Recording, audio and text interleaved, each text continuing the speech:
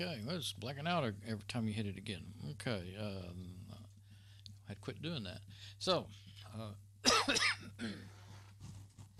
but I haven't quit coughing at the beginning of every video yet. Okay, it's lagging for some reason, but all the settings are the same, so I'm going to be mostly doing desktop anyway. So let's go to the desktop, and I think I'll go right there. My third one, I call them different desktops because that makes sense to me, but they're actually, I think they call them workspaces. But anyway, I want to use my XFCE app finder. I don't ever mention what that is, and I was thinking about it. It comes with, I have to install it in my Mate desktops, and that's the desktop I like the best, but I like a lot of the XFCE apps too, or a few of them. And I'm going to do Fedora Media Writer to write an image to my USB stick and install it on the ASRock. Decided that I was going to do that, leave the Windows 7. If you look back at the previous videos, you'll see what I'm talking about. But the Windows 7 hard drive that has Windows 7 64-bit on it, that the boot got broken on it. The bootloader's broken, and I did try to fix it, and it didn't want to get fixed. So, the Windows 7 built-in app couldn't fix it. I tried Super Grub Disk, I think. Let's see, Rescue Tux is the one that would really fix it. I think Super Grub. Well, the older version of Super Grub Disk would fix like Windows XP and all that. I don't know if it would do 7. And then Super Grub Disk, the newer version, doesn't fix them. It just boots. It'll just try to boot to everything. Try to find a way to boot. Anyway, there's some other ones, but I didn't try the others because I didn't. It's actually, this is a dual-core AMD with 2 gig of RAM, and it's just not fast enough for 64-bit anyway. But I'm just going to leave it on there, and Grub, when you install Grub, it should find it and boot Windows 7, and then that'll be good. And I'll let Mom use this machine and this ASRock until I get, while I'm upgrading her AMD I guess it's what they used to call an AMD 64. It's not a FX. But anyway, it's a faster processor than this one, I know that. It has 2 gig of RAM as well, but it runs really well on Fedora 14, but that's just too old now, So I won't go into all that again, but I'm going to go straight into this. Fedora Media Writer is really the easiest way that Fedora's ever come up with to install Fedora put it on your USB stick so you can install it and to download it. You don't even have to separately download the ISOs, which I still do because I like to keep them. But and I just go ahead and I download them when they usually when I get interested in them or when they come out usually. The first one you see here, Fedora Workstation, is Fedora with Genome 3, and I don't use Genome 3. I like Mate. It's the fork of Genome 2, and that's what I grew up on. I started with it in 2005, and I just love it. I don't want to change. I don't like my desktop working. Fedora, the way it is to me, it looks and acts to me, it's like a mobile phone, a smartphone, the way Genome 3 works, and I don't want that on my desktop. So I like Mate. Fedora Server is another second one there in the list, and then there's custom images. It's what I'm going to do, but if you look, I guess if you're real familiar with phones, you'd notice those 3 dots mean something. Well, it took me a while to notice that. There should be some words on there. See, they come up when you hover over it. So then you get this whole bigger list, and they call it spins now. They used to call this just alternate desktops, and spins were what they're calling. It's not rolling down. Let me grab that and pull it down. My mouse wheel wasn't working there for some reason. All these astronomy and all these other things here used to be called the spins. So at least that's the way I remember it. But anyway, the spins have all your alternate desktops, and that's what I'm going to do is XFCE. Now up here at the top, you'll notice if you pay attention, it took me a while to notice that too. There's other choices. It's the 64 bits the default, but you could also do 32-bit, and there's ARM and they have some ARM Fedora for ARM that will run on, you know, Raspberry Pis and some other things. And so if you let me do, I'm going to go ahead and click. I'm not going to go ahead and go through it, but LXDE is a lightweight one too. But of these two lightweight ones, Mate is the one I usually always do. But and I already have them downloaded anyway. But I'm just showing this just for the sake of the video. But XFCE, and it'll go. And this is what it's going to look like. And it'll go to the 64-bit version. And you can't change the architecture from here. And it would, you just click on Create Live USB, and it would download it. And then when it got downloaded, it would come up and say, okay, do you want to burn it, you know, or write it to your disk? And you'd go through the menus. Now, in previous versions, you could, before 26 came out, just recently, 2 months ago, you could click on 32-bit, and most of these would have a 32-bit. That's what I remember that. I have some of them, I believe. I'll look in my folders here. But let's see, you get 64-bit. So I think in Fedora 26 they must have dropped 32-bit, but they didn't take it out of. Well, this is Fedora 23 Media Writer. It's on Fedora 23, so maybe that's why it's still there. So the interface still has that, but I mean I'm just guessing. But you know, it's not there anymore. So what I'm going to do, and I'm going to go to my file manager and show what I'm talking about first before I actually do it. I'm going to click right there on, let's see, when I click on custom image, well, it's going to take you to a place to pick a file. So I'm going to show you where my files are first. Let me go back over here. Yeah, I'm on the desktop. I sure would be terrible if I was talking away and it wasn't. Okay, so I've already got my Crusader opened up to the folder where I have already downloaded a bunch of the Fedora 26 versions. That's the one I'm going to want to do, Fedora 2664, and let's see, make sure it's the right one. Yeah, XFCE, Live x86 64, that's the new one, and then the alpha version I had already downloaded back in 5.3.17, and then there's an i386, which I downloaded a week or so ago. Then there was an alpha version, and I just tried them out. You know, I didn't ever really install them or anything. There was a version that ended with n dot, you know, these numbers and then n.o. That was x86-64, but this is actually the newer one right there. That's the one that's you'll get now if you go to the website and download it. And then there's a 386 version. So they are available.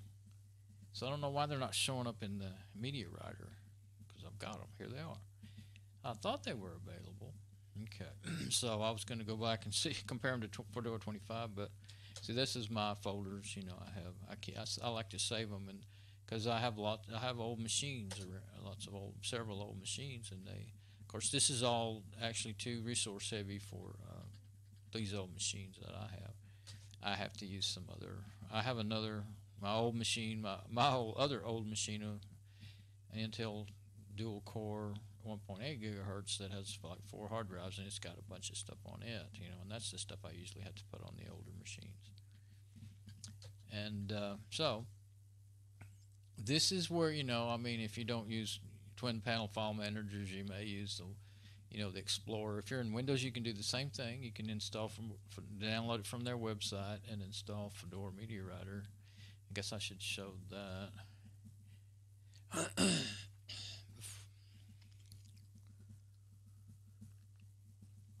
Actually, why don't I get started with get it started writing first instead of, because it'll take a minute or 2 or 3. So I'm going to say custom image, and then I'm going to go to my drive over here, and it's in my downloads folder. Linux distros, Fedora 26, and I just have to pay attention. My eyes aren't so good at. I do have it. Maybe this is I usually keep it by the newest on top, you know, organized. It usually works out pretty good. Let's see if that's 386. I want 64-bit on this machine. And that is XFCE. That was Mate anyway. Yeah, okay. That's what I want. I just want to make sure I don't accidentally put the alpha ISO on there. Probably should delete those anyway. Well, I'll wait for a while, but I may delete those after don't really have much use for, once it's completely released, you don't really need the alphas. Unless you're just a real ISO historian or something. Okay, so XFCE, x86, 64, yeah, 26. Okay, so now it just starts doing it. Well, no, it doesn't start doing it. It gives you a chance to make sure you're on the right drive. Now, that's what you got to make sure of. And that is the wrong drive. It picked, that's the drive I've got it on, but I do not want to install it. See, one thing about Fedora you got to be seriously careful about is it's going to reformat your drive. A lot of the Linux installers, like the multi-boot setups like UNetbootin and Easy to Boot and Yummy and some of these others, a lot of them have the option, you don't have to format the drive if it's already FAT32. But they don't use FAT32 on Fedora. And as a matter of fact, I'll show you before I reformat this drive. I don't even have it in here. No wonder they don't see it. So I was fixing to try to select it, but I wouldn't be able to. See, there's no other drive, so I'm going to have to hit cancel. So I made a mistake. And they may pick the right one now. We'll see. Safest thing to do is only have one USB plugged in. And that says SanDisk Cruiser pattern already contains a live system. What do you want to do? Now, I'm going to leave that just like it is for now. And of course, the regular, what do you want to do with this medium? Just look how to open it. And there's actually nothing to select. I'm going to just say cancel because I'm going to go look at it over here. Now I'm going to go to it. I'll see it down here. Okay, see now it's showing up in different, in its different, see you've got Anaconda, that's part of it, 1.4 gigabyte Fedora Mate, 25, then a 5.2, and that's 11 megabytes, 1.4 gigabytes, and 5.2 megabytes. And this particular disk, this SanDisk, has called a U3 system. It's a little very like 64 megabytes. Windows portable apps that you can't take off there. It won't let you delete it. It's part of it. I don't know how they managed to do that, but I've tried everything under the sun to get rid of that. I think I could go, yeah, you can go in there and you can see the files. See, there's some IMG files that it would be booting to. EFI. Fedora works with the EUFI. I believe that's what the EFI is. It's for the EUFI. SquashFS, that's the main boot image, I believe. So anyway, but you don't want to be accessing it in another. I imagine that would cause trouble if you were accessing this in here at the same time. As a matter of fact, I might have to close Crusader. We'll see. Go back to my videos folder. I always like to keep that open so I can kind of make sure that that file's growing there and that I'm getting my video like I should. But that's my backup video. The live stream is going straight to YouTube. So what you're going to do if you already have Fedora on your USB stick is you're going to say restore, because you need either that or you're going to have to go to gparted and manually delete those partitions and then reformat it to FAT32.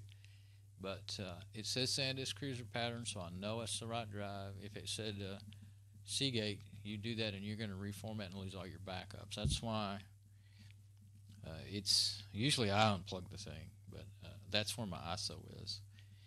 And as long as you know you're on the right drive, then you know.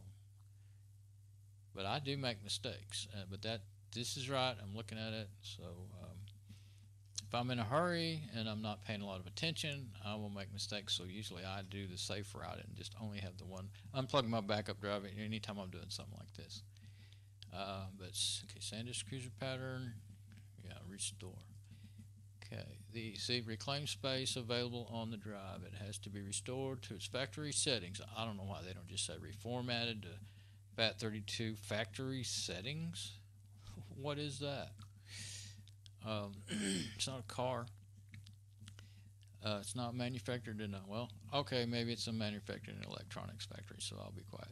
The live system and all saved data will be deleted. You don't need to restore the drive if you want to write another live system to it. Well, I am going to do that, but seems like I didn't last time and it didn't work right or something on this stick. I don't remember now. But I'm going to restore it just to show the process too. Okay, now it's really quick. What it does is delete those partitions. I kind of meant to go into gparted and show it, but anyway, that just takes more time anyway. Okay, so now let me go back here. Okay, I didn't lose anything. I mean, I didn't expect to. If I did, I wouldn't have risked it. But that's my backup drive. It makes me nervous, though. Still, I have made a few mistakes where I lost. Well, I shorted out. I was plugging in I was using a USB adapter on a hard drive, and it was a bunch of my backups, and I was plugging it into a Molex connector to a PSU computer power supply, and I was reaching down there, and I couldn't see it very good. And in my previous video, I showed the one. It's a power. I call it my power supply amp. It's two computer power supplies and two car amplifiers, and that's my audio amp. But I also use it to power things like my USB hard drive adapter, because its brick power supply died several years ago. So anyway, I was plugging it in backwards, and I wasn't looking really, and couldn't see it good. I mean, and I didn't get down there, real low looking at it, and I just thought I had it right, because it can't go in but one way. Well, if you push it in there crooked and try hard enough, you can make just enough connection to smoke your hard drive, and that's what I did and ruined it. So, okay, we're going to say custom image. Go back to where I was. Go to downloads. Whoops, that was the wrong folder. I didn't go in there. Downloads. Oh, I wouldn't. Oh, Linux is where I want to go. Then Fedora. Then Fedora 26. I'm typing on the keyboard to quickly go to, because I have a hard time reading through the long list to find that stuff. Okay, I want XFCE Live x86 64. Yeah, I don't want the other one. On this one, I don't want 32-bit. I don't know why they still call it i386. I guess because that's just what they always have done. But they won't run on 386. No way. Anyway, some of the different distros, they'll say like i586, i486, and different things like that. So it just depends on how they want to name them. But I mean, if you mess with it long enough, you understand what they're doing. So what they're talking about. It's 1.2 gigabyte, and my stick is 2 gigabyte or 1.98 gigabytes actual usable space. So you got to pay attention to the space you have, or it's not going to fit, then you can't do it. So I'm going to hit open. Now let's see. Now it's still showing my other drive. So there's my SanDisk right there. See, now that would again, if I would have accidentally picked that other drive, that's why it makes me nervous and why I usually unplug it. But I'm actually getting my image from that drive. What I did the last time or two I did that, is I copied it back to my computer. I can't leave them on my computer. I don't have enough space. And then unplugged my big backup drive. So got to be really, really careful. That arrow doesn't do anything. Okay, I was saying, what's that arrow for? Okay, SanDisk Cruiser pattern 2 gigabyte. And we know it's a 1.2 gigabyte image, so now we can say write to disk. And you got to put in your root password.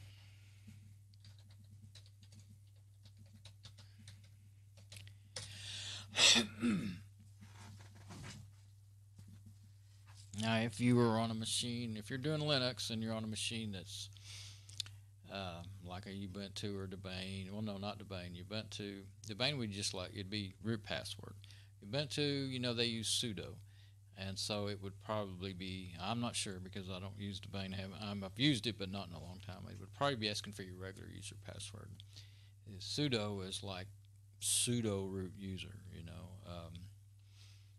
you're like, well, you're given temporary privileges to do root things that the root user usually can only do. It's temporary, and it's not actually full root privileges either. That's why I don't use sudo. I use if I'm in the command line, I use su as the command instead of sudo. Yeah, so I can do whatever I need to do. and I don't set up my systems. I'll get to that when we're installing, but I don't set my systems up as a user, as administrator, because it gets really confusing. You have to really pay attention when you get those pop-ups like that to whether or not it's asking for your root password or your sudo password, which would be your regular user. While it's writing away there, I'm going to go to the Fedora website. That's Fedora magazine. That's a good resource there of information about Fedora and what's going on with them and all that. But what I wanted to go to, since I have this open with these, quick links, whatever they are. Only thing is there's so many in there about Fedora. Well, there's an install guide. I really just want to go to the main page. Now, if you need to read all this, there you go, Fedora installation guide. Now, pay attention to these numbers. You're going to want to, if you're doing whatever version you're doing, it goes back to version 7. You're going to want to start with, see, that link happened to went to install guide for Fedora 26, so you'd want to do that. And when you're going through these, it's a lot of information, and I use the page search, like I don't see anything about USB,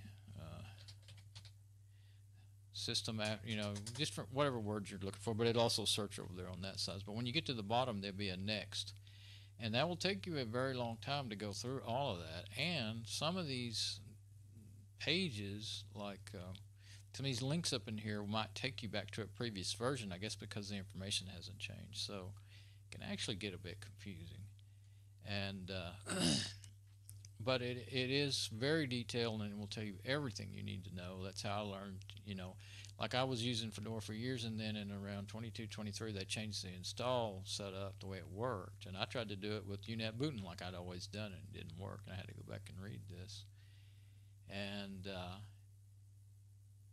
so I already knew kind of how to get around in here,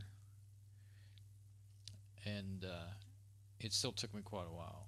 Okay, Fedora spins. Let's just click there. I think that'll get us back to, that's Fedora. See, spins, fedoraproject.org. Fedoraproject.org is their page, their homepage. So here's what I'm installing, the XFCE desktop. And there's a screenshot. Now, if you say download now, then the first link would be the one I'm writing right now, and then there's other options, 32-bit right there. The ARM, you can do the XFCE desktop for ARM, and then there's an older one. I would really want to try to see if I can run this on one of my phones, because the phones are ARM processors. But you can do that like in a virtual machine, but actually, my phones only have like 4 gig of onboard, and half is for the system itself, and the other half is usable, and it fills up in a heartbeat, So I put it on there, and I put Debian on there and had to take it off because it was smaller than Fedora, I think. But it was going to run it in a virtual machine, and that would use up more processing power. So that's a side note. Okay. See, how can I get back to the main page? I wanted to show you what you're going to see if you go to the main page.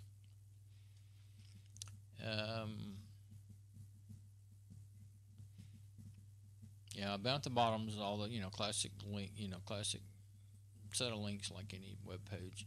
So about Fedora, that's back to the man page manuals. Fedora workstation, that'll be the first thing you see when you go to. That would probably be the download page link. It's kind of hard to get back to the home page. Once you get, let's try that. There we go. This is the home page. This is what you see. And the reason I'm showing this, you'll see, so workstation server automatic, that's like where you can run Docker, if you've ever heard of that. Kubernetes, haven't looked into that. Then it tells you a little bit about it. There's a link. Those icons have links. Let's see. No, they don't all have links. Okay, so there's the desktops. I guess that would be the magazine. You can get on forums and ask for help. And but if you click on the workstation, they used to call, I think they used to call it desktop. A lot of other distros used to call it desktop. Workstation threw me off when they started doing it. I know it's different because it threw me off. But anyway, this would be where you would be taken. It tells you a lot about how to do it. And I haven't tried, well, I actually installed Docker on my server. I have a server for my website for running Fedora 23. And it's 32-bit on an older machine, Intel Celeron D. Runs great. And I have Make Desktop on it too. All right. Oh, well, no, I might have it on there, but I'm running XFCE. You can't surf the web and everything with it, like a lot. You can't watch videos or anything, but it does great for a server. It was a bit hard to get that all set up because the server is it's what they call headless. It doesn't have a desktop, but the server version, at least it always has been. I haven't looked at the new ones yet. So I don't know. I'll either have to use a newer machine or, but this old Celerons that are single core, they don't use a lot of. They don't make heat. They don't make noise. This one don't make noise, and that's why I used it for my server. But anyway, that's a different day's project. But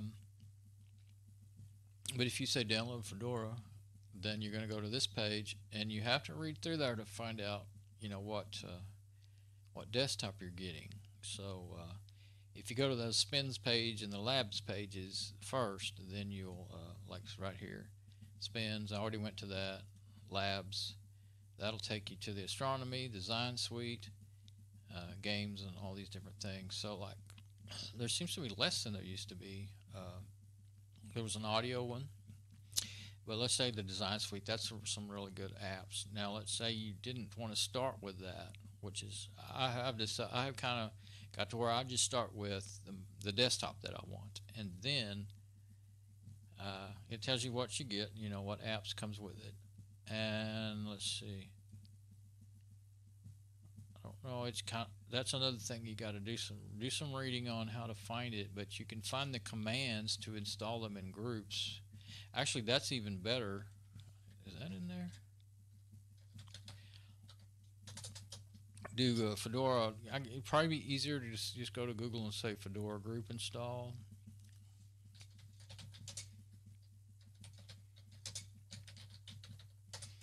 Let's see what happens here.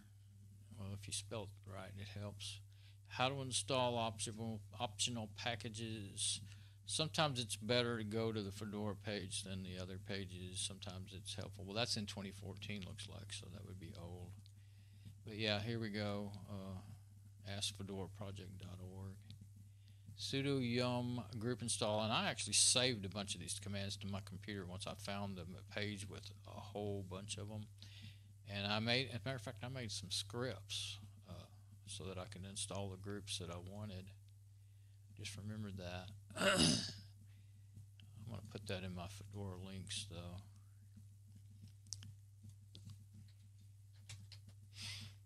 I just put it on Fedora project there. Okay, now it's finished. So I'm going to close it. I started to show you my script, but I won't do that now. Let's move on to installing. Okay, it's finished, so you just say okay like I did, and then you can close the Fedora Media Writer, and I don't know, I'll go ahead and open up Gparted since I didn't do it before. Gparted.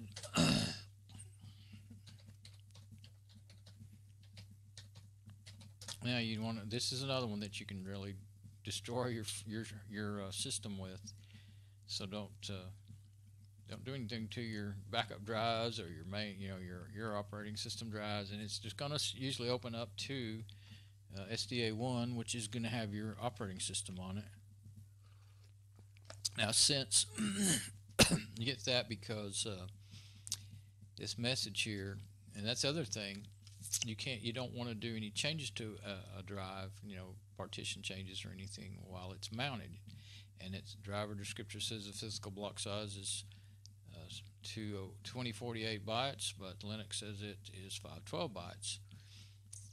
I'm going to say cancel, and I'm not sure which drive they were talking about, but I've been seeing that every time I open gparted in a Fedora Live System on one of these other machines too. It might have to do with my USB stick that I'm booting to. This is my system that I'm on right now. It's a dual boot, and actually I'm not using the Windows system. All of my Windows got infected a while back. Might have been a year ago now, and I haven't got around to. I'm just going to delete all that and reformat and put Fedora 26 on here.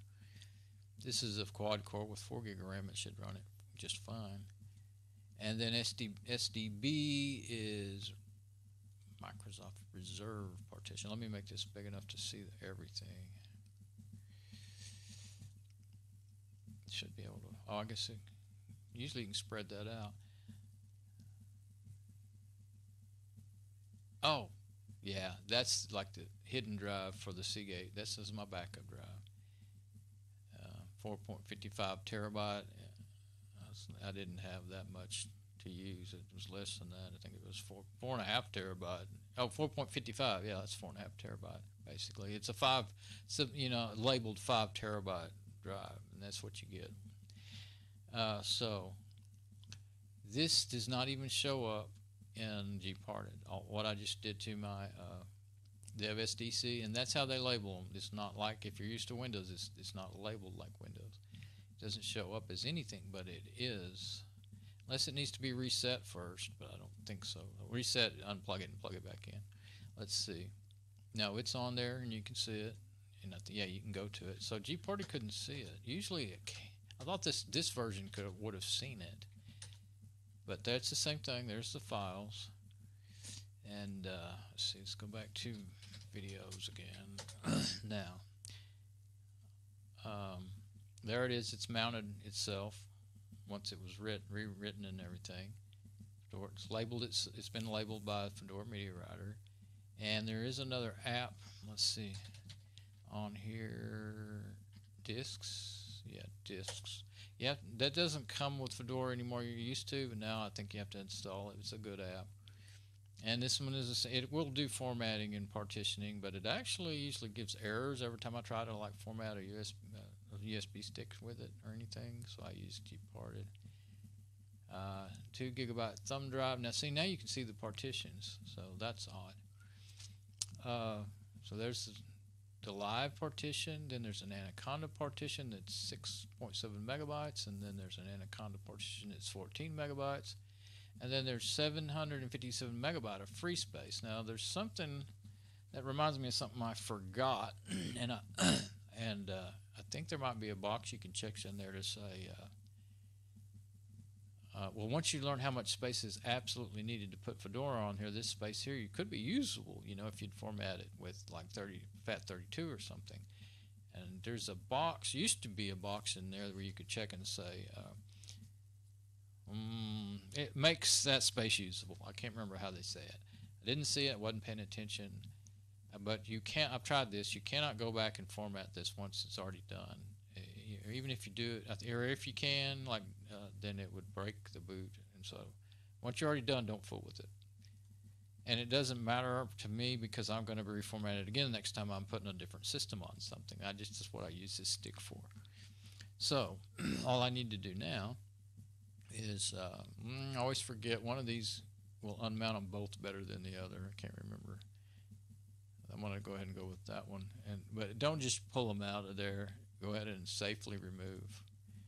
And that's the one that says it can't, but it still works. Hit eject. Now they're both unmounted, because you can corrupt them if you just pull them out of there. If anything was being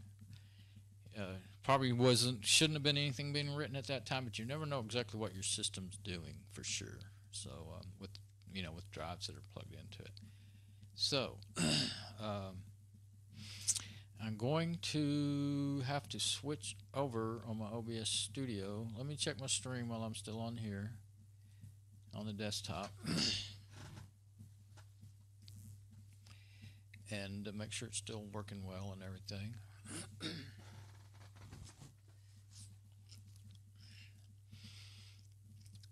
If I would have thought let's let's just look at the stream here. Make sure everything's healthy. And yeah, I'm even seeing where I'm at, right now. Okay. I'm gonna switch to, okay, that's me. What I was thinking is, if I'd been thinking, I could move that camera and point it at the front of the computer so you could see what I'm gonna do. But I mean, almost everyone knows how to put a USB stick in a computer. That's my USB stick. It's gonna go down there in the front of the computer. So I'm just gonna switch on over to Cam 2, and then I'm gonna switch. Yeah, okay, so you will be able to see in the camera view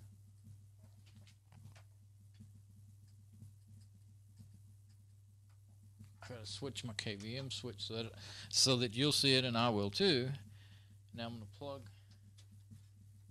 I've already got the machine all up on the table and all ready to turn on. So I plug my stick in, boot it up, and we should see Fedora 26 booting up on that USB stick. This machine's real good. This motherboard's real good at booting, automatically recognizing USB sticks and booting to them, so it should be all right. Sometimes you have to go into BIOS and tell your machine to do that, or go into the boot menu. So there's a check. It defaults to test this media, but I don't want to do that because it's almost always good.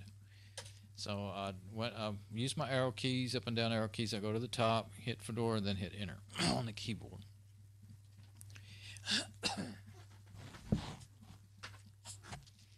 And you will usually, okay, let's see.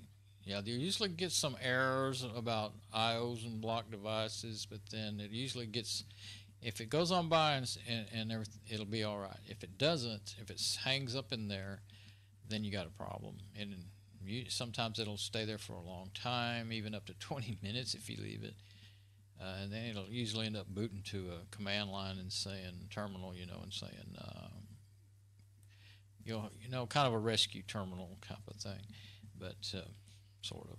Anyway, so there it is. Boots up really fast, and it connected. Now have your wired Ethernet. You want your Ethernet hooked up, so have your wired plugged in. If it's a laptop and you have Wi-Fi, that's not going to work until after you're finished installing.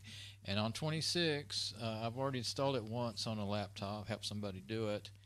I did do the Mate version, so I don't know if there's a difference between XFCE and Mate, but it did install the Wi-Fi driver that would work with that machine. And it would vary. Your mileage would vary, as they say, depending on your machine. Whether or not it's available for that machine. You might have to go find it and download it somewhere. But that's why you need a wired Ethernet connection. And all you had to do is just put in your SSID and the password for your router. That's all I had to do to get it going. But let's see, it's got a battery indicator, which this one doesn't have a battery. And right click on those, you can see what's going on. So we're on 2.168.0.106. 106. I didn't know that cable went to that router. Okay, good. And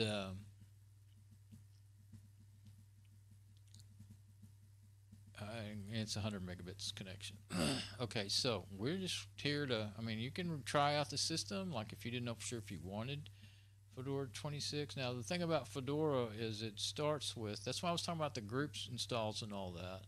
Well worth it to figure out learn how to do that, because you can just copy and paste the commands into the terminal to do that, and then it'll install all that for you instead of you having to do it every app one at a time that you want. Or you can make your own scripts pretty easily. I learned how to do that too over the years. But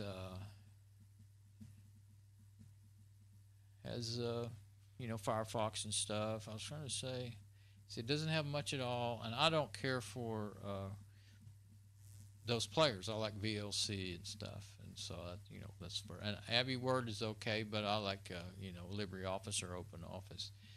And some desktops will. Well, I think Mate might go ahead, and it did in 23 and I think 25. I installed 25 on my laptop and it just couldn't handle it, my dual-core laptop, so I ended up putting the Pt8 on it. It can handle it, but not to watch YouTube videos, and that's all I really do with that thing is I plug it into the TV and watch YouTube videos on the TV. But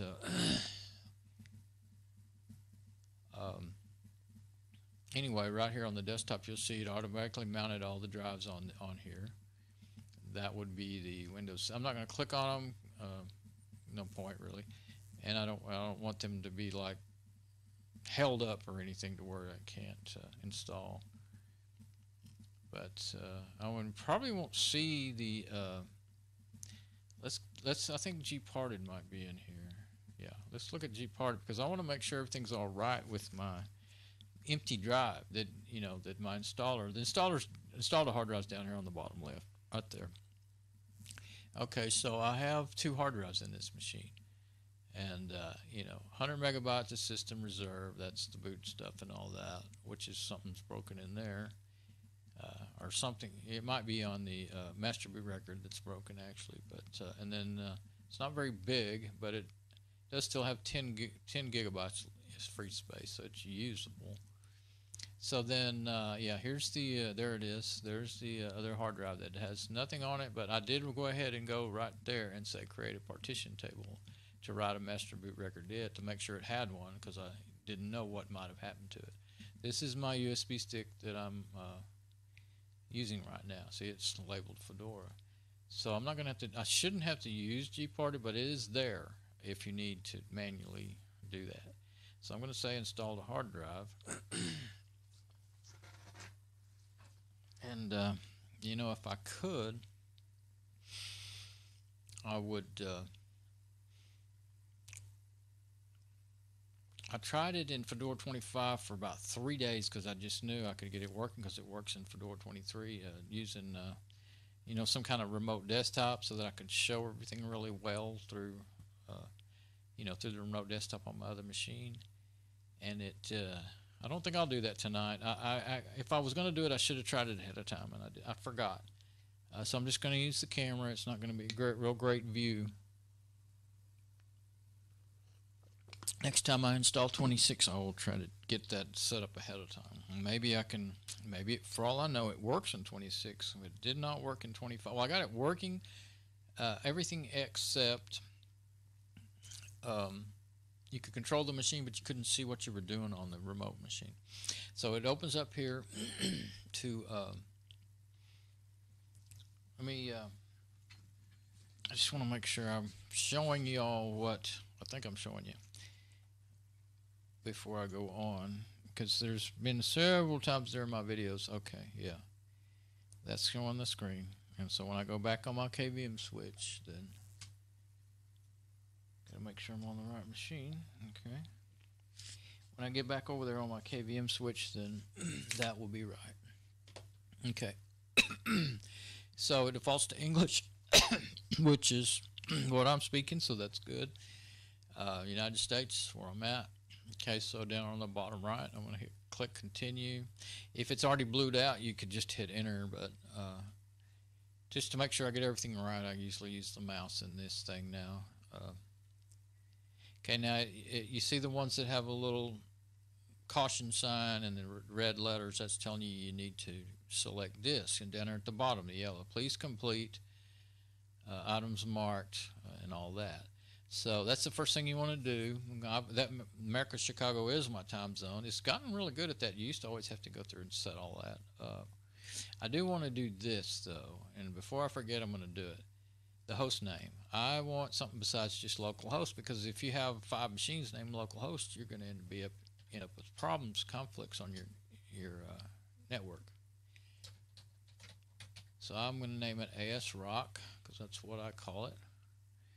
And that's all you had to do. Hit apply, and then up there at the top left, hit done. Let me make sure I can't see that very well. Let me grab the wrong magnifying glass. ASRock.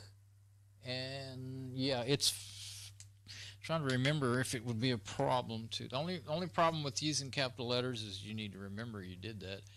If you want to type it in, you need to type it like that if you're trying to go to it or something. keep feeling like maybe I shouldn't do that. I might need to type that in. It'd be a lot easier just to type, you know, lowercase.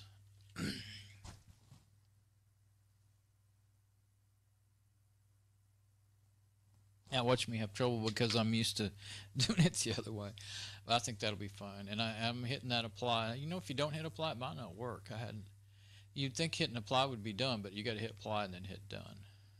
And the done is up in the top left instead of the bottom, you know, right under it, you know, which would make sense, or the bottom right where all the other controls are. So you have to pay attention because I just went around in circles the first time I got into this new. It's new to me. Fedora 23 is, I think, where it started, or where I started with it. Okay, so installation. Now, here's your disk that Fedora sees. 28 point. That's the Windows, so I don't want to do that. 232. That's the 250 gigabyte, and of course that's the SanDisk Cruiser, the one I'm installing from. So I'm going to pick that one. Let's see now. Let's read this and make sure.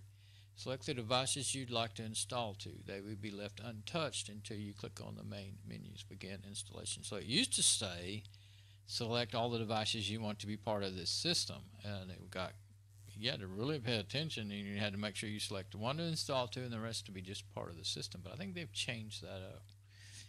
Okay, and you can do other things. Automatic partitioning, storage configuration. It used to be called partitioning, I think, which is what it really is. Is the way to go unless you really know what you're doing, and you probably wouldn't watch this video if you did. Then there's custom. And I have done custom in the past, like if you're putting it on a small drive, like a 30 gig drive, you're really going to have to do that. And there's the GUI way. I mean, it's not like, you know, it's not super hard, but excuse me. But like I needed to make the root partition smaller because when Fedora divided it up, it didn't leave me enough for my home partition, you know. So and then you can say now if your drive is not empty, then you're gonna want to leave it all like it is right here, but say I would like to make additional space available. Well, mine's empty, so don't believe I'll have to check that. And then advanced custom Blivet GUI, I don't know what that is. I've never used it. Don't know if I've ever seen it before. I remember seeing that Blivet app, and I think I read about it, but I'm not quite sure. And I don't think I'm going to need to do that, so I won't bother with it right now. Specialize in network disk and stuff. If you were like, you know, you had some servers and stuff that you might actually use that, you know, but that would be outside the scope of this video because I've never done it before. Because I don't know how to do it. I've almost learned how to do it before, just to try to learn. But anyway, this is a typical thing. Is like if you have one or two hard drives, you pick the drive you want to put it on, and if you already had Windows, if you were trying to shrink, like if you needed to shrink your Windows partition, you're going to divide it in half or something. Then you would select and I can make additional space available. And you need to be careful with how you do that, but it will help you do it in here. This is kind of like a built-in gparted in here. So anyway, I'm going to click done because my drive is empty. That's the reason I don't need to. I'm kind of telling myself, okay, over and over. And you can encrypt the data on your drive. That's the other thing. I did that one time. I did that when I put 25 on my laptop, and it was a real pain having to type in an extra password to get into your system. And the other thing is, I mean, on a laptop it might be a good idea because if you take it places all the time, but I don't take it anywhere. And if you need to read that drive in another system, then you're going to start having, you know, or if you lose or forget your password or something, then you can't get to that data, you know. So I just went ahead and, since I don't travel around and take my laptops everywhere, then I just haven't been encrypting them. So there we go, just like that. Click the drive I want, automatic, and click done. And it sometimes seems a bit slow. Like, I don't know, you saw that, there it goes. It's slow on every system I've ever done it on, so don't keep clicking thinking it didn't work. Half the time I just keep clicking thinking it didn't work. Okay, and that's kind of slow. See, now it was yellow for a while, and now it's done. It says begin installation. So up here, it doesn't say anything any different after you changed your host name, so you just have to remember what you've done, and now you say begin installation. If you have a problem, then it's going to stop and say, oh, something's wrong. You know, like there's not enough space, because like if that drive was had an old Windows install or an old Linux install on it, it will format it for you, and it's really works well. It used to didn't work well, and they had that in their installers, but they didn't work right, and they'd hang up. So I just was in the habit of just doing it in gparted first. But you don't actually have to do that anymore with this installer. You can just let it do all the work for you, most of the time anyway. I will say that the simplest way to install a dual boot system with Windows, if it's on the same hard drive, is go ahead and install Windows and only use half of the hard drive, or however much of it you want to use. And then the other half, let me think, how do I do that? Go into gparted, because it's hard to do in the Windows installer. Go into gparted, divide the drive in half. You can make the first half NTFS and the second half ext4, which is a Linux partition. That's what the root partition is. Well, it was. They may have changed it now. They're starting to use BTR, or they were starting to use BTRFS. Anyway, but I think they still use ext4 for the root partition, the boot, or just the boot partition. I can't remember right this minute. Anyway, this what type of partition you format it as is not a real big deal. But NTFS is what Windows 7 and 10 still uses, because I did 10 recently. So, and this is how I did that Windows 10. I did NTFS in the first half, ext4 on the second half, and then I went and installed Windows. It saw that NTFS and just went right to work. And Windows 10 actually installed within 20-30 minutes. And then actually we waited a week or two to do Fedora. And then it actually was really quick doing Fedora 26 on it too. And then we just said install to that ext4 partition, but I had to click I want to make space. And so when I did that, it just went through and, you know, what do you want to do, blah blah blah, and everything was good. So now, and it installed well, no problems, and everything was fine. Now I need to figure out what I'm going to do. Oh, okay. I need to get my sticky notes out. We got to make a root partition and a user a root password and a root user, regular user, and regular user password. Okay.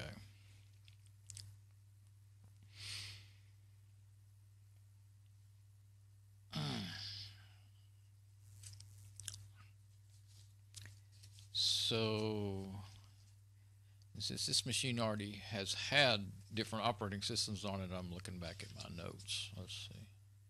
So I clicked on root. Let's see.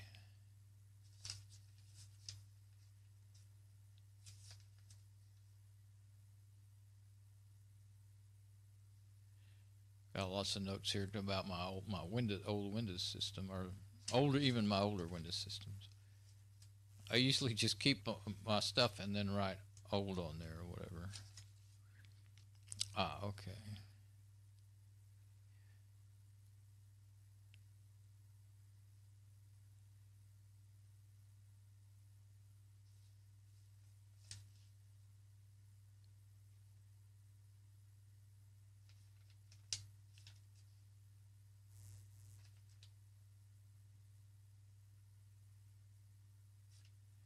Okay. I think I will probably want to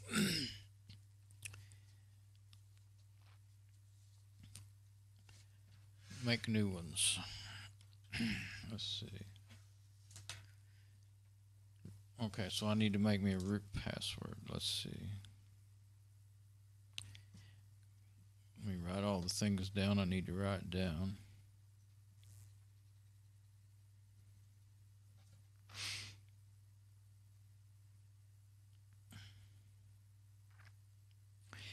ASRock Fedora 26. Okay.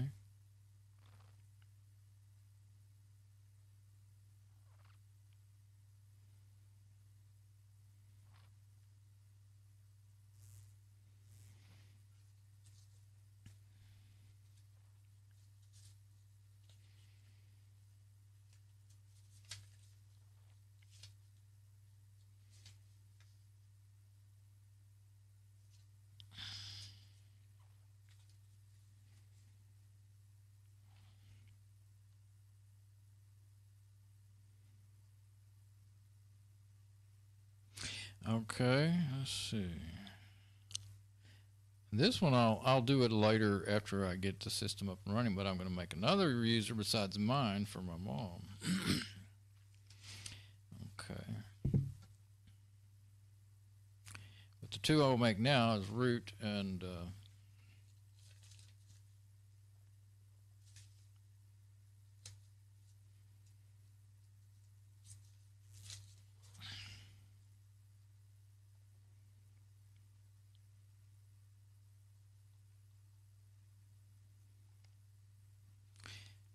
okay.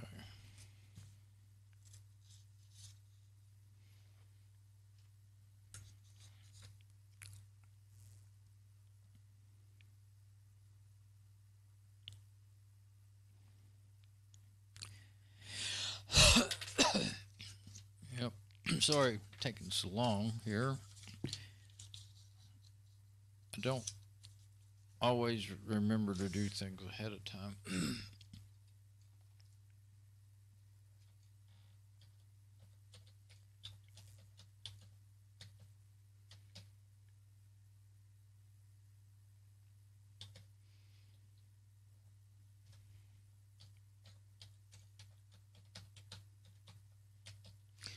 Okay, of course it'll tell you how the strength. It says strong, and it says it doesn't tell me. Oh, and it does tell me the passwords do not match, so I messed up. So I'm just going to start over.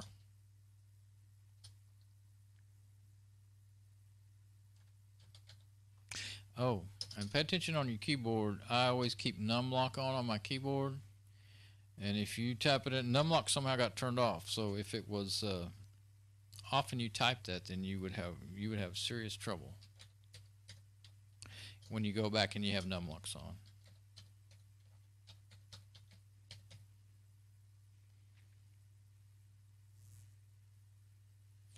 Oh, I'm typing it wrong. I'm typing something out of my memory instead of what I got written down here.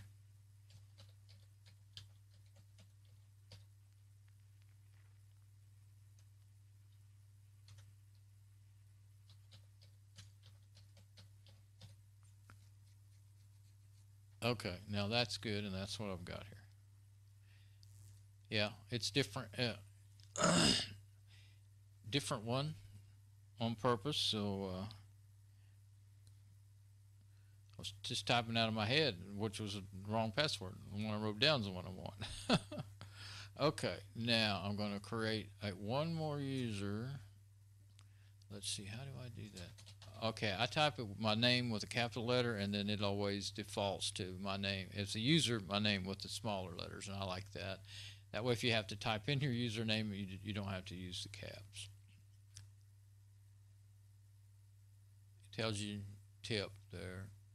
Now make this user administrator. Now, if you do that, which I'm not going to do, then you will have a royal pain unless you're really, really used to it. I guess if you were a Ubuntu user, it would be fine for you, but I'm not. So I did it one time, not remembering what would happen, and every time it wanted root privileges, sometimes it would ask for sudo, and that would be my password. Other times it would ask for root, and it would be the root password. And I'm used to always just going straight to root password. So I would type it in, and it wouldn't work, and it would say, we're going to report. It was funny. This will be reported to the administrator. Well, I'm the administrator.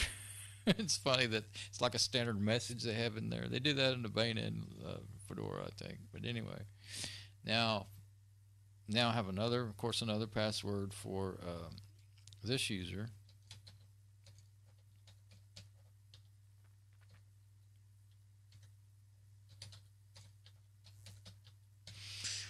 Okay, I think that was okay. Where's the, oh, done up here. Yeah, it doesn't come up with a message saying I got it wrong or anything. So, and that took me so long to figure out my password that it says complete. Fedora is now successfully installed, but some configuration still needs to be done. Finish it and click the Finish Configuration button, please. Okay. Finish configuration. Oh, that was where I was at. I hadn't... it was waiting on me before it completely finished, because I was in there doing my passwords and everything. See, it says up there, root password is set, user DOM will be created. But yeah, they've gotten these things to install so fast now that I can't think fast enough to get my stuff done in time. Used to, you'd do that and then wait for a long time. That's funny. Okay, so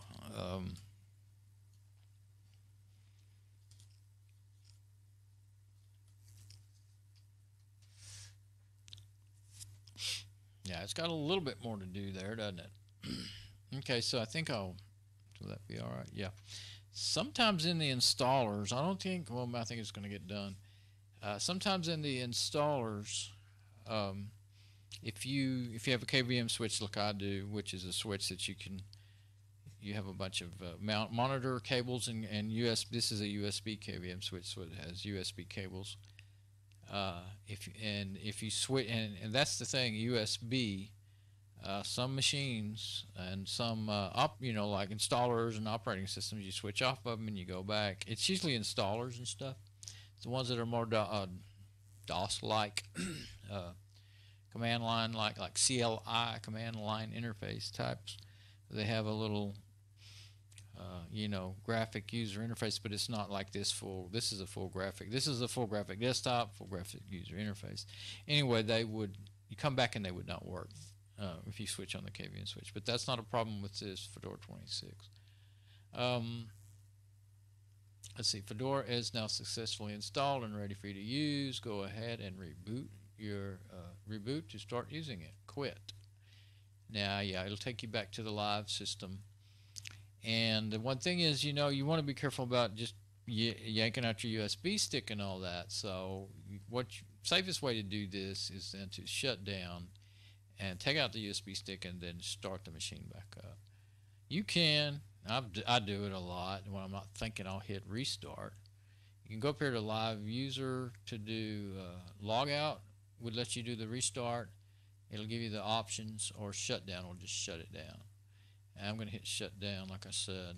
Let it shut down. And also I want to go back to my main machine for a minute here and make sure my stream's good and all that.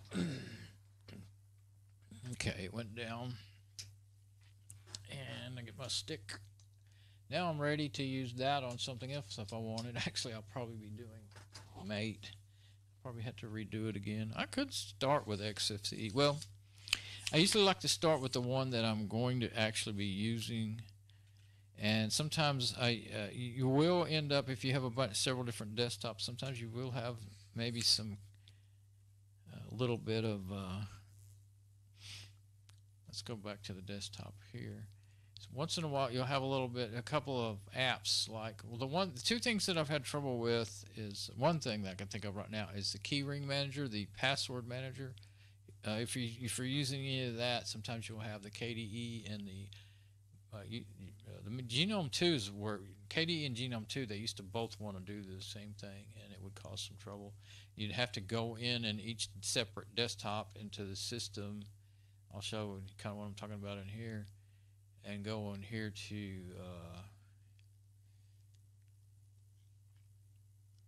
okay. And there's earlier I was talking about ICE-T. Actually, I don't know if I was doing that in this video. That is the Java open source application that will run Java apps. And so yeah, I was talking about it in, I guess it wasn't this video, but that's a good one to install. What was I talking about? Must be getting tired. Anyway, up in these all these this area, preferences and administrator, startup apps is what I'm looking for. And you can go to Control Center too, but I usually find them in here easier until I try to show someone something on a video. Preferred applications, I think. Oh, startup applications, yeah. So in here, you might end up with stuff from KDE, if you had KDE on here and stuff, that are starting up in Mate, and they might conflict with each other. That's what I was talking about. And there's things that you want on and off, like this machine doesn't have any Bluetooth, but that is defaulted to be running. Well, there's no point in that running, and stuff like that. So I'm going to have some more work to do on that machine. Let's see. First, I want to make sure my stream is good and everything. I'm going to have some more work to do, but I can tell right now I'm getting pretty tired, and it is 12:23 a.m. So I didn't get up till about 1 this afternoon. I'm going to slip in my schedule again around the clock. But I've been busy today. I did a lot, so I got started on this later than I had wanted to. But I wanted to do it, so I kept going. So there we go. Still got a good stream. And so I'm going to just close that down and go straight back now to my camera 2 so that I can show.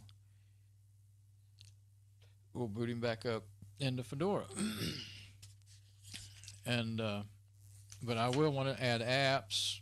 And like I said, I'm going to let my mom use it while I'm building her system, so that means I'm going to, and I like Thunderbird, the email client. I don't like webmail, and I don't think she could do that. I don't like webmail at all, so I guess a lot of people do, and that's what they prefer to use. I'm still using email clients, so, and I have several email addresses, that are all in there. It's really convenient to me. But and that's what I taught her to use, so that's what she knows how to use. Okay, I'm going to start it up. Can't remember to move away from the mic when I cough. So anyway, I'm going to start it up, and yeah, I'm over there on the right spot on my KVM switch. So yeah, with the camera on there, you can see me switching to the, you see me doing that. It's up under my mount in the back behind my monitor, so I have to use something to. Oh, it's trying to boot to Windows again. So, I know why. Because in the BIOS, it's set to boot to that drive. So I'm going to have to go in there and tell it that it wants to boot to the other drive first. But yeah, see, it's still showing a broken. It may not boot to Windows. It may still do this. It may be more broken than I thought. It might have a broken MBR or something. I don't believe I tried writing an MBR to it or anything. It's just the same old thing it's been doing. So I'm going to say don't send, finish. I think it'll just shut down. Yeah. So this time, let's see, I wasn't paying any attention today. All my machines, all these machines are pretty much a little bit different on how you get into BIOS. Let's pay attention here. When that green screen comes up, F2 or delete. Okay, I think I got it in time. There we go. Now boot settings. Oh, okay. So, I was hitting F2 instead of escape. Boot device, Maxter. Why is it hard drives? Okay. Oh, there it is. Okay, so I think if I hit plus, yeah, WDC. Okay, now CD. Now there it is. It's only giving you two choices. Usually you can have a lot more choices. But CD is what I want, and then if I plug in a USB stick, it will automatically see those. I guess it's just the way this BIOS works. So as far as hard drives, you can only have one hard drive chosen in this ASRock. Okay, save and exit changes. Now I should be okay, and hopefully, I'll go ahead and try that. I want to get into Fedora first, and then I'll go back and maybe try Windows 7, because that's part of what I'm doing here. So we want to see if it works or not. Kind of worried that since it didn't boot, I'm kind of worried that, see, there's the, if you hit a key, then you can make it stop counting down, and it'll automatically boot into that within like 10 or 15 seconds. There's a rescue mode right there, rescue kernel, I believe. Well, that's the same kernel right now. After your first updates, it might, well, it's just a rescue mode, I think. And then Windows 7, I'm not going to do that right now. You see, it's automatically going to try to boot to it anyway. I might still end up having to fix that if I wanted it to work. I did want it to work. That's why I, did it this way. But I would have to. I've already tried everything I've got already put on USB sticks and CDs and stuff. I think I tried it. I don't remember what I used. I don't know if I just used my CDs or if I'd used my USB. I have some rescue stuff on my. Oh, I put some new stuff on my SD card, on my easy to boot SD card that's on the USB adapter. I think they're might be pretty much the same as what's on my CDs, though. I think I tried CDs that day that I was trying to fix it, but they are older. I don't usually burn. I haven't really burned any CDs hardly at all in the last several years, 3 to 4 years or so. Now, that was kind of the. It just blinked it on and off, but I guess it's already done. That was the first setup. That little blink of a graphic screen there. Okay, so Don is the only user, so it's just defaults to that. You can do other. You can still log in as a root user if you really needed to fix something or whatever in Fedora by selecting other and then typing in root. Of course, after I add my mom's, then there'll be 2 users, and you'll have to pay attention to which user.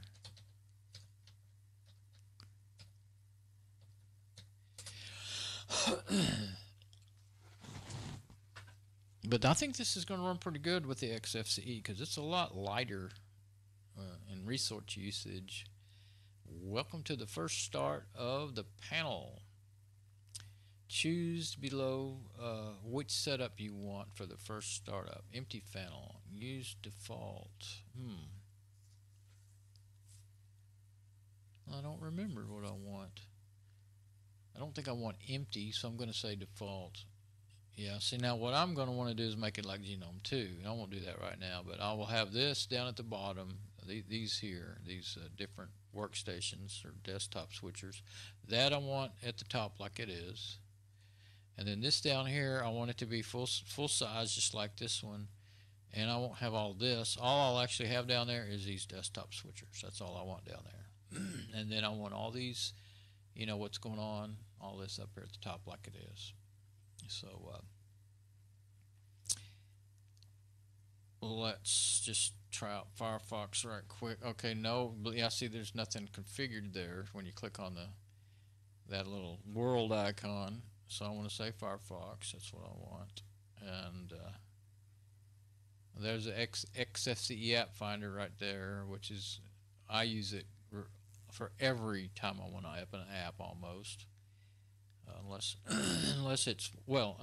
I put my favorite apps up here in the top. See, and I don't have that. Oh, that's the other thing that would be in the bottom, is that showing you what app is open right now. And you get some stuff about Firefox, and the default homepage is startfedora.org, where it has. This is where you really, I think this right here, if you want to find out what's going on, it's quicker to get what's going on here than it is with that Fedora magazine. The magazine is more about what the people are doing and stuff. But I always change it to, my favorite home pages and stuff. But this is a real good place to go to find out. See, they're installing Ring in Fedora. Actually, I don't know what that is. I'd have to go see. 5 apps to install on your Fedora workstation, classroom, 5 apps. Let's see what they say the 5 apps are. Try a different browser. Chromium. Yeah, I would use Chromium instead of Chrome. It's a lot lighter weight if you like Chrome. That's the granddaddy of Chrome. That's where it came from. Short music, Picard. Oh, that's already in there, I think. Solarium's kind of a cool app. You can see the sky and stuff. Control your camera. Oh, that's like Entangle. I've installed that, but I don't actually have a camera that you can do that with. That's for like a real DSLR camera. Well, I think there may be some of your, consumer cameras might have that control interface too. We can remotely control your camera. It's not about getting the pictures off of it. That's about taking pictures and stuff. Because especially be good for video, like if you had it on a tripod pointing at yourself or something. Share Fedora. How to create a USB stick. So see, that's some interesting stuff. And I always have to change all this up. First thing I do is right click up there. Let's see. No, you can't do it that way. Got to go in here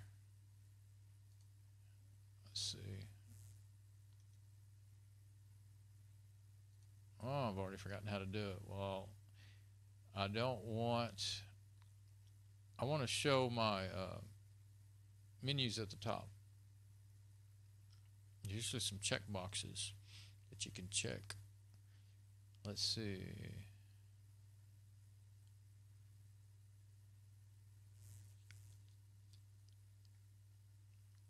And I always move these around. I don't like that pocket thing. I put it down here and get rid of it. I like my home page over to the left, but first I got to get my menus all showing and everything.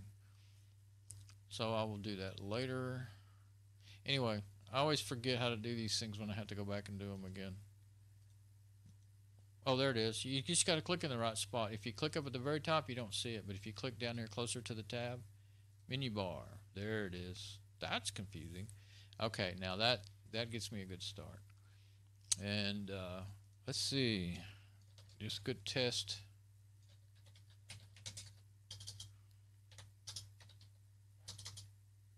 Can't type. I should go to my channel on YouTube and I'll see how well it plays a video. And I can see that I'm still live. Okay, good.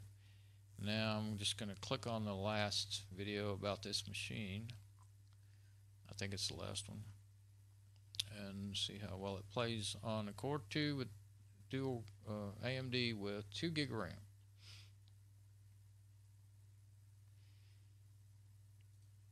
Go ahead and skip ahead a little bit. I don't know if the audio should work. I have an audio button on my, thought I had it plugged in. Let's make it smaller. It looks like it's working fine, but my audio sound knob's not working. Not doing anything. And I don't see, it's not up here in the top. Oh, this is XFCE. It doesn't work in XFCE. I'll have to add the sound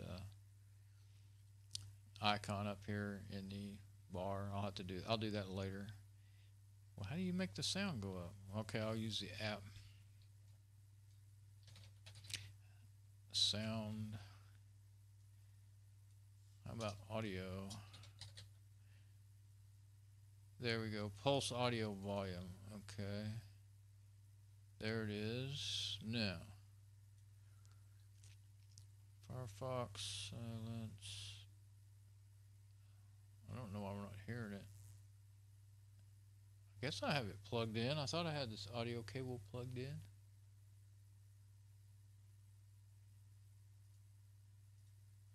Output devices. There we go. Yeah, it says it's plugged in, but it's not doing much.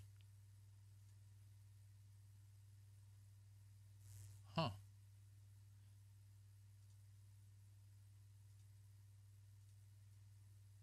I don't know. Maybe I've got something not done right in you know, my cables or something. There is a signal there. That's me, you know, what's going on in my video. I'm going to go around the corner and look.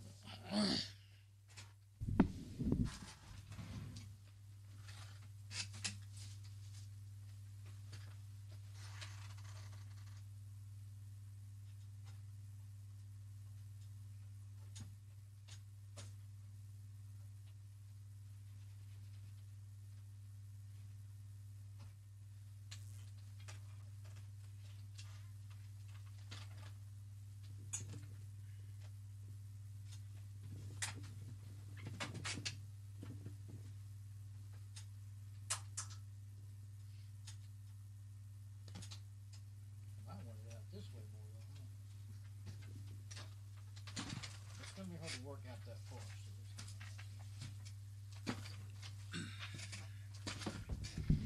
Okay, so the audio cable that I had plugged in wasn't working for some reason. I don't know why. It's backwards. And, you know, you can set those cameras to be mirrored and stuff. But anyway, I would have been upset. But my volume knob on my keyboard don't work in the XFCEs. I'd have to do something to make that work. We'll just step that way. Okay, now get my. Turn it down a little bit. And I don't guess there's like a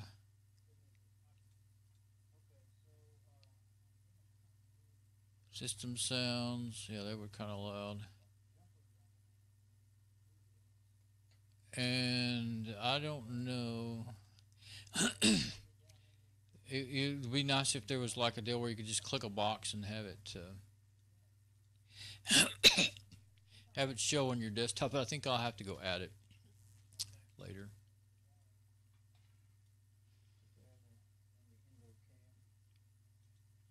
You right click here. Here we go. Oh, I can stop this. Well, if I stop the video, I won't. Oh, well, that won't matter. Okay, so it's playing good. That's all I wanted to know. But look at there. I don't see the enlarge. It's not because I left that open, is it? That sound thing. There, finally. So yeah, it's working it hard. That's what I would say. Of course, that happens all the time in my quad cards. The YouTube pages are just HTML5 is 5. I don't like Flash that much, but I used to really didn't like it. But HTML5 is really resource heavy too. So I'm going to close that now. I think I will show that right quick. Let's see. Oh, that's just.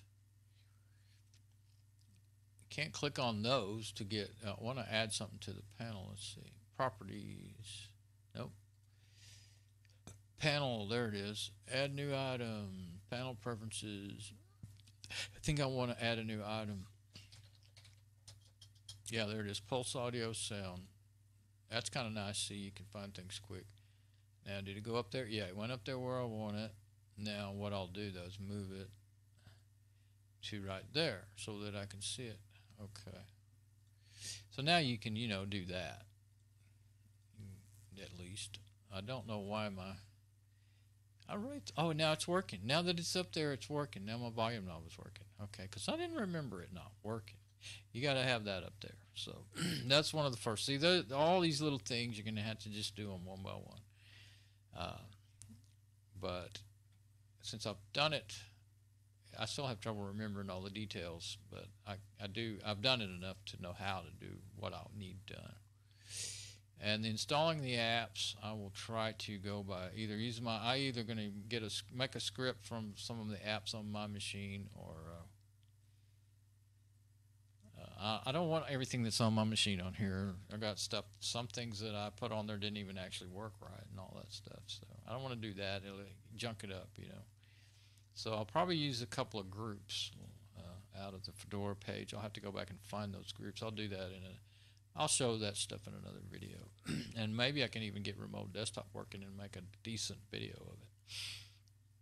But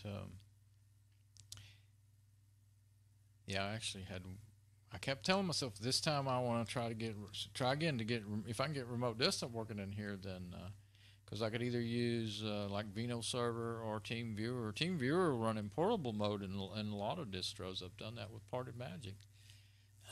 I've done it with the older, anything before Fedora 25, it'll do it. Well, it'll do it in 23. I don't know about 24. I don't know if I ever boot. I'll probably boot it in a virtual machine. But anyway, it's up and running. And what happens when you click on that? Presentation mode. What is that? Power manager settings. So, yeah, when the power button is pressed,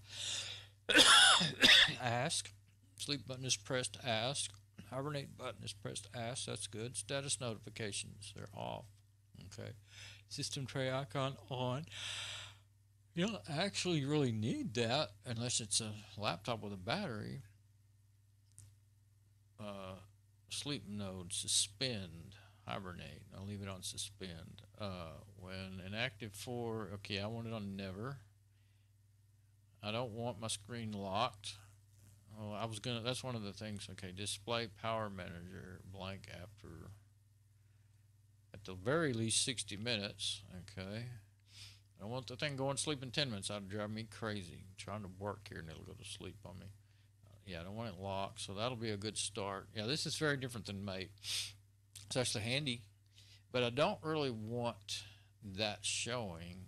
Let's see. Yeah, because that's just makes me think I'm on a laptop. I see that thing that looks like a battery up there on the top right. So I'm going to leave it like that. Okay. What the things I'm familiar with. All right, now I usually add a button up here for that looks like a power button to shut it down with. But if you can remember that your name is where you can do that, then you can do it that way. So I'm going to hit log off this time, and then you can do shut down, but you can also do restart, log out, like it said. So I'm going to hit restart, and let's see if Windows 7 will boot.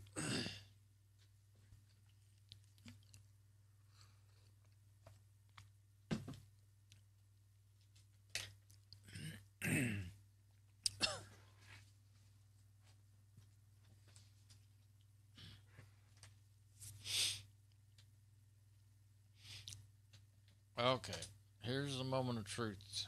See if Grub can boot 7. It looks like maybe not. Don't think that happens when it's normally loading. I don't know why it's so broken just from hard shutting it down. I already did scan it once with a virus scanner. Yep, same thing, system recovery options. And so it's not, well, it's on a separate hard drive, so.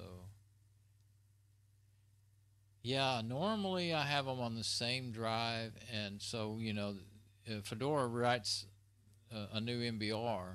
Well, it didn't write a new MBR to this hard drive. Oh, I don't know why I didn't think of that. It's saying it's different. Select a keyboard input method, US, okay. Restore your computer using system image that you created earlier. Well, no. Okay, use recovery tool that can help fix problems. I think I already booted it to the Windows 7 ISO on my easy to boot stick and try to repair. Yeah, I did, and tried to repair the boot that way, and it couldn't do it. It couldn't do it either.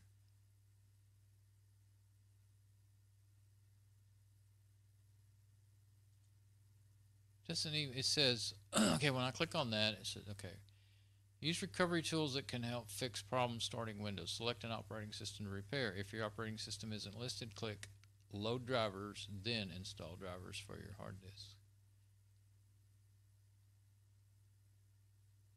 So, install installation media. Oh, so I'd have to try it. Huh. That's really broken. Dang it. And I don't, I don't have an image at all to go to. That's what that bottom one says. That's a different than it's ever come up with, though, before. Let's see. What is this? Oh, it's the hard drive. Yeah, I don't have any drivers for that hard drive.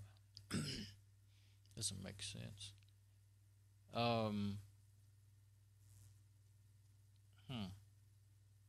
Yeah, and I didn't do anything. I didn't write an MBR to that hard drive or anything.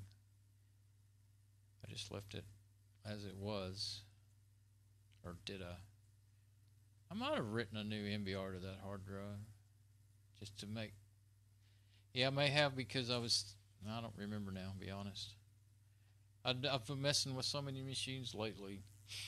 And several of them have had broken things in them, you know. But,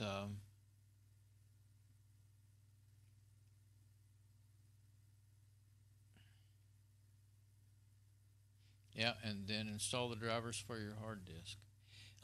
I would have to download them somewhere for that drive, or use some rescue thing that might have them on it. Have something like that, or a way to find them or something. This doesn't make much sense. I'll leave it like that. Okay, yeah, I left it like that, and then choose a tool. Startup repair, system restore, system image recovery, Windows memory diagnostic command line. Well, startup repair, of course. That's the one that normally starts up. And but see, Fedora saw it and added it to the menu, so there's enough of those files there that it saw it, Windows 7. So that doesn't make sense. Yeah, I wouldn't do this if it was on the same hard drive because it would break my grub for Fedora, by the way. It's on another hard drive. It's the only reason I'm going ahead and doing that. Don't send. And I've looked at those details a bunch of times. Advanced options, that's where I was a minute ago. I can look at the details again, but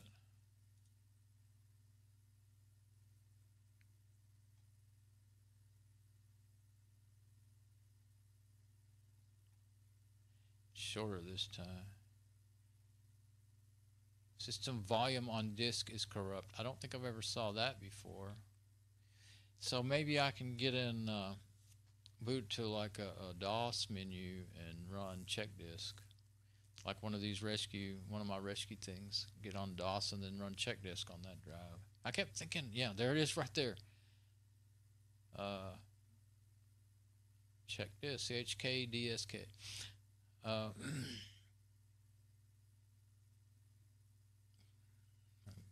I guess it just checked it, but it didn't try to fix it. But I've got all kinds of tools to do things like that with. So yeah, maybe if I do that, then it'll straighten it back out. That's what would happen, a write error when I hard shut it down while it was writing something. So yeah, that's what I expected. You know, I keep forgetting that. I never did try to run check disk on that drive. That's what I need to do then.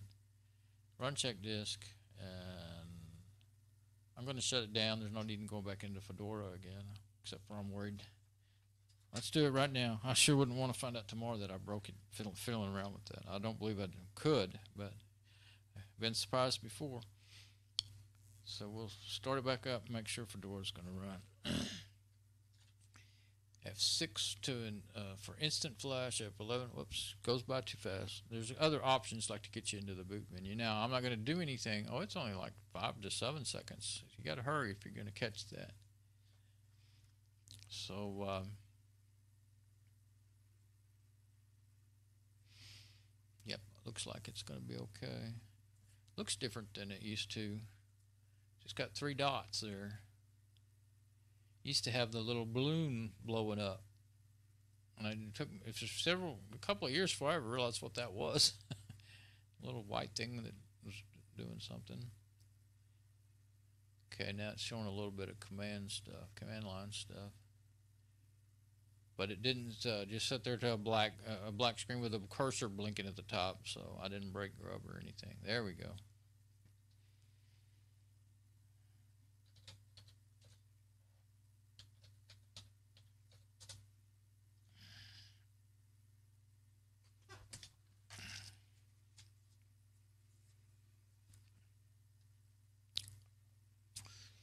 So we're all okay. But it's going to run good, just fine and dandy. So that'll be all right. A Fedora 26 XFCE on a dual core is okay. Might be.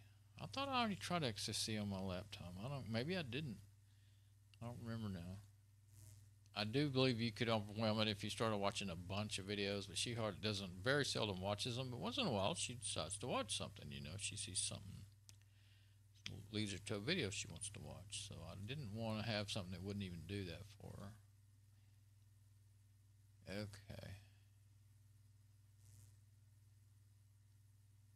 Yeah. All right. So this time I think I will shut it down and just say I'm done for the night.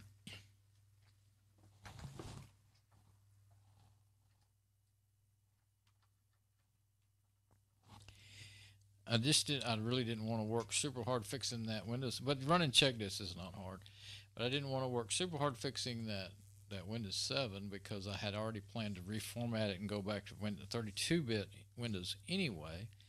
I guess you could still do that because it's on a separate drive. I wonder if Fedora would see it and boot to it being 32-bit instead of if it would mess things up in Grub. Then you can use a Grub, like Rescue Tux or something to fix it. But I don't want to go around and around in circles breaking and fixing things either. Let me show. Well, since it's been a while since when did I last check my stream? I don't remember. I've been saying this so much I kind of get tired of saying it. But if you're watching, first time you saw one of my little live videos, and you wonder why I don't just monitor the stream all the time and monitor the chat. Well, this machine can't handle it. If I leave this up, it will fill up the memory, and and overwork the processor, and I'll lose my stream. So I just can't leave it up all the time. But it's working good. And if anybody did say anything in there, that's why I go back, and once in a while they have, I had an old friend that would say hello to me, and then I wouldn't be there. I never caught. Twice they did that, and I wasn't there. And I think there was, only 2 other people that ever said anything. Of course, those people probably won't try to say anything again. But here's what I was going to show. Let's go over here to my documents.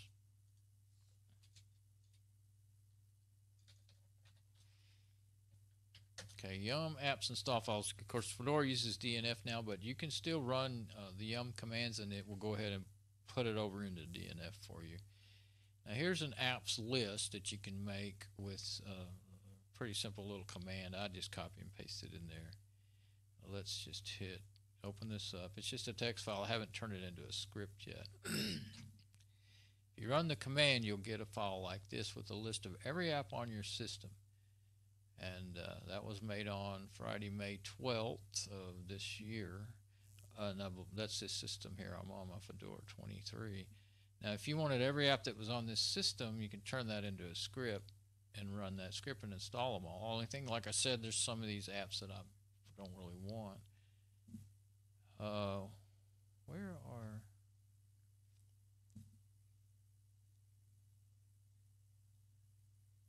I was looking at my files here, and I'm seeing some really old looking scripts. I know I've made some newer than that's fine though. Let's see. This is one that I made with Fusion 14 and my Red Black Biostar. Oh, it's just Fusion 14. Fusion's a distro that's no longer it's no longer being developed. Those got the dates made wrong, I think, by being copied, like probably an FTP or something.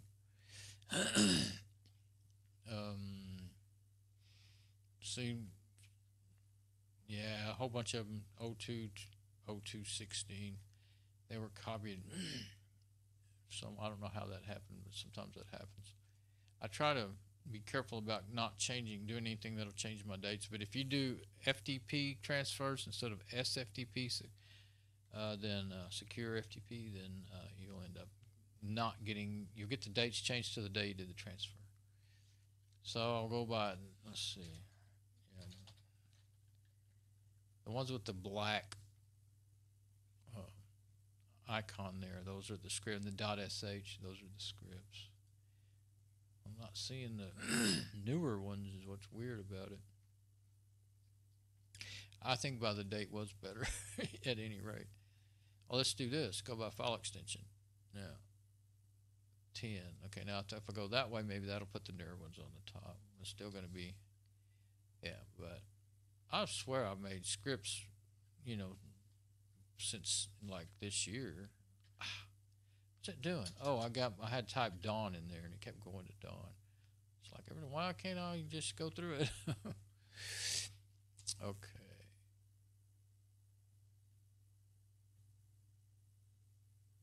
Like there's the audio one that I was talking about. Fedora 19 Jam Live. I think that might have been, they might have made it a couple of years after Fedora 19, but I'm going to hit view. And that would make, I'm just saying some sort of little error. Oh, okay, well, I'm not going to worry about that. I'm not going to edit it or anything, and I'm just viewing it. But you put your, I'm not going to try to read all that out.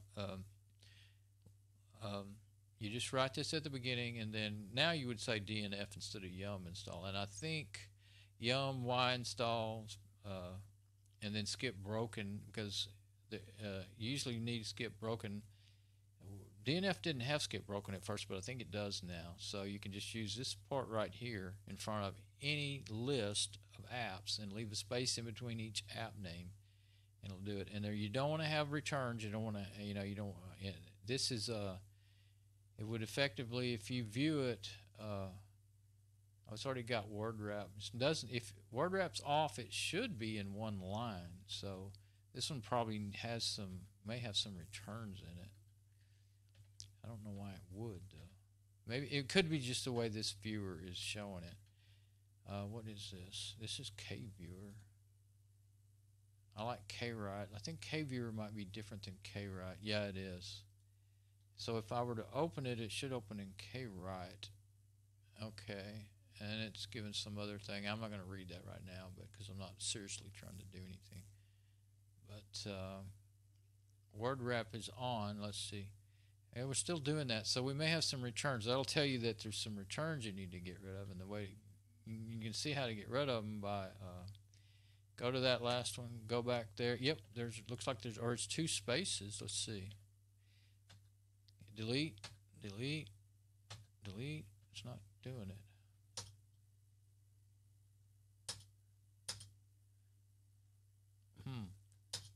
It won't let me delete them, so I don't know what's going on. But anyway, you'd have to work on that. But yeah, there's at least 2 spaces in there, but I think it's a return. Let's see what happens. It's not letting me edit it. Let me see. But I guess I should read that message. Open and contain lines longer than, the line lengths of 40 characters. The longest of those was so-and-so, so-and-so. Those were wrapped and documents. Okay, so it doesn't have, the app is just doing that. Close. Oh, I want to close this and make sure I don't save anything. Okay. Yeah, so the app is just showing it that way because it can't. And you can have word wrap turned on, that's fine, but you turn it off. If it wasn't such a long one, you could turn it off and you'd see them all on one line. This one's so long that it won't do that. Okay, now looky there. That shows you something. It won't let you edit that out, but you might have to go into like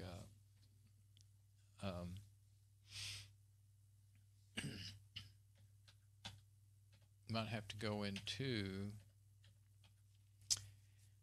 you can do it in LibreOffice and then save it, or OpenOffice and save it as a text file. But and that's how I make these. I'm going to close this.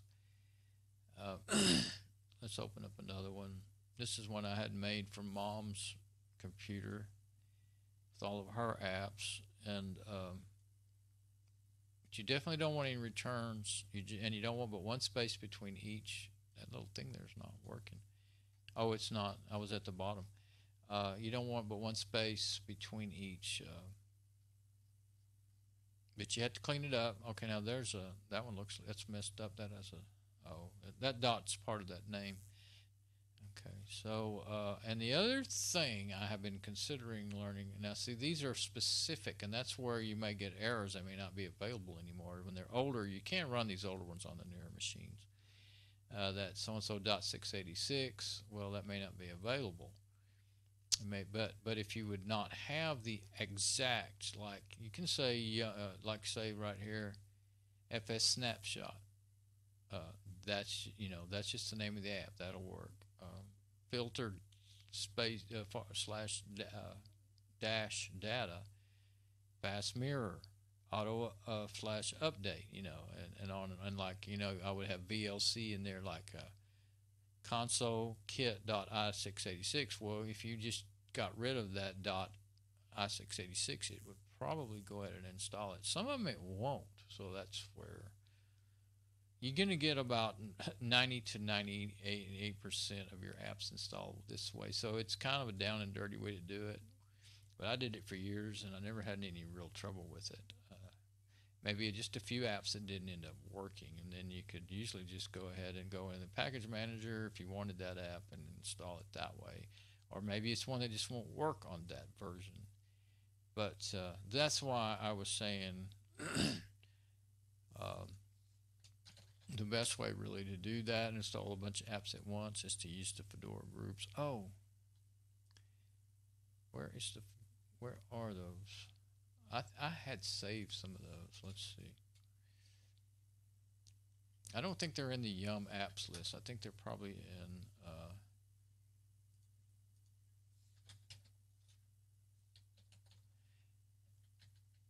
maybe in Fedora. No. Nope, not there.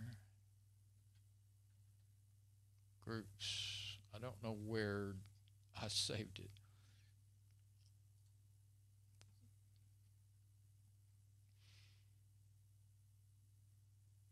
'25, '23 might be in there. Oh, there's some of my newer scripts are in there in that folder. I didn't put them in the yum folder. And there's one. Oh, I made one out of an article, 24 things to do after installing Fedora. And it was all the commands. Let's see. And this is spins. This might be the one I was looking for. I guess I started putting it in there because the difference with the DNF, because that's not using yum anymore. That didn't open. Okay, let's just hit view.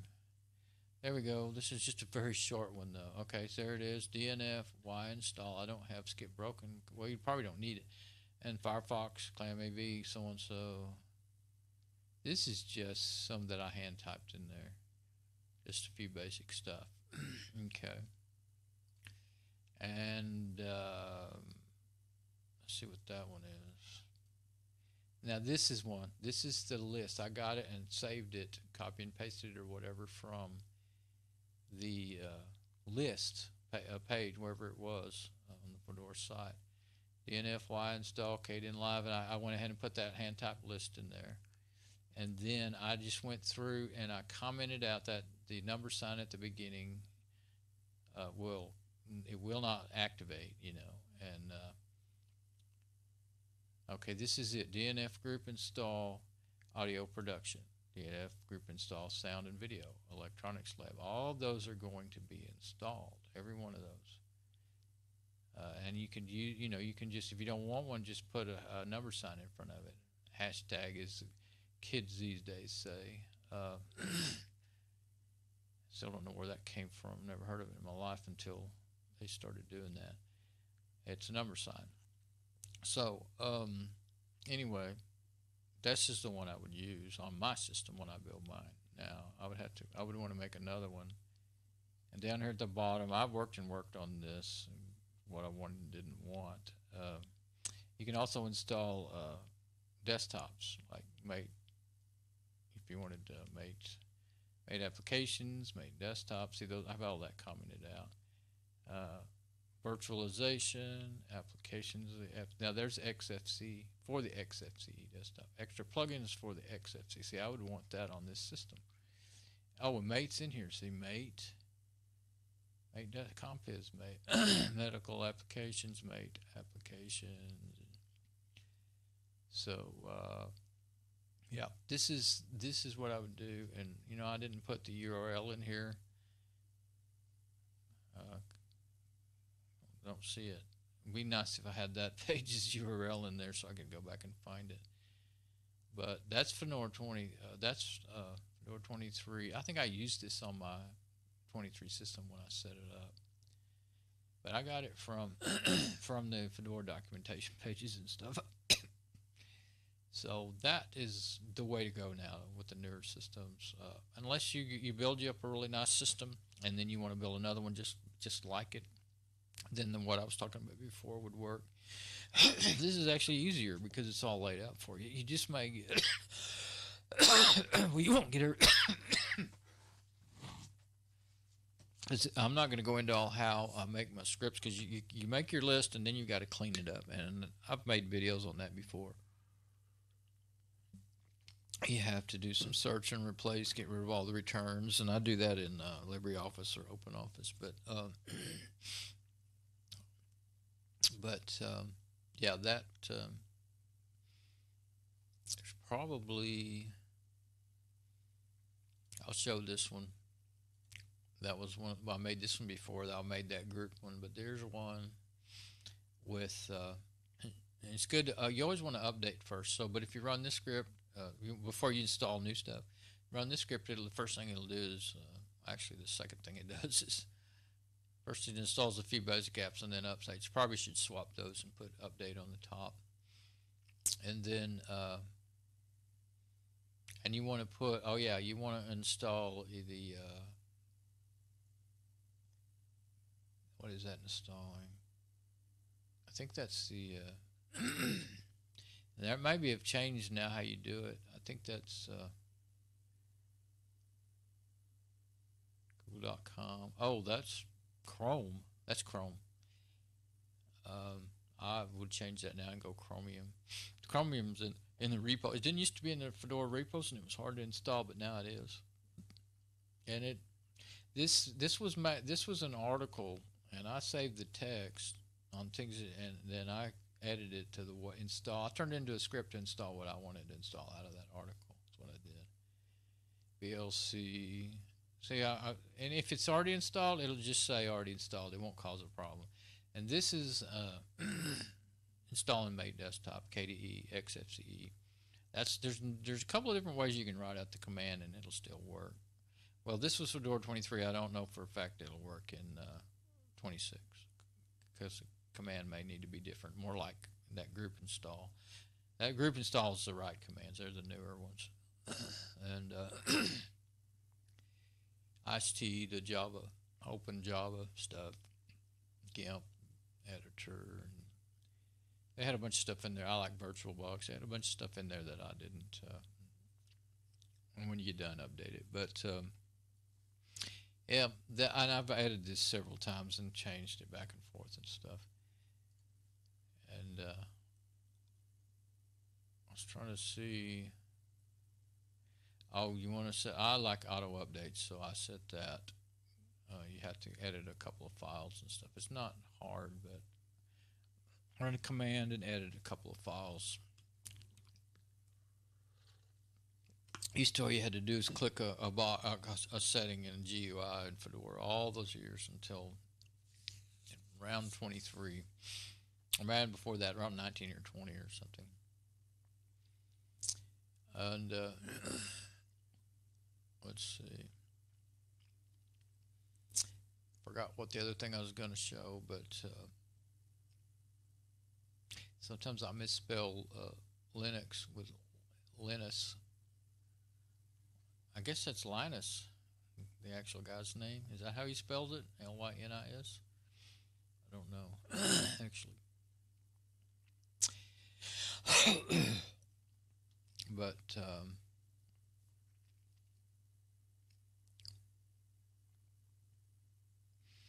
yeah, getting tired. I'm not losing track of what story I'm trying to tell. Oh, okay. This is my system I'm on right here. This is the mate system monitor will tell you on its first page, first tab there. It'll tell you what your system is. So that's a quick way to do that instead of in the command line like a lot of people tell you. It's called System Monitor. It's the mate System Monitor. There's several. The other one I like to run all the time is the KDE System Monitor because it has a search box up here, and it also uses a lot less of your resources. This one kind of heavy on the system resource while it's running, so I don't leave it running all the time. And what's that? That's something else I save. Okay, yum install live USB creator. That's the old one, the old new one. Now it's Fedora Media Writer or whatever it was. What is it? Fedora Media Writer. The live USB creator, that's the old way, and that won't work anymore, so you don't want to use that one now. That's the first UI they made for doing that with. Okay, so I'm going to get out of that now.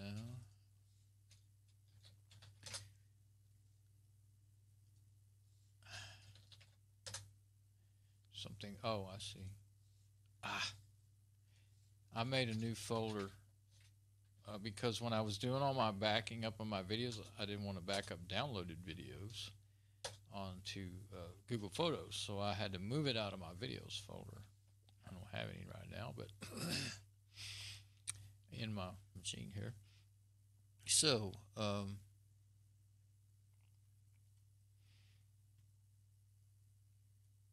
desktop.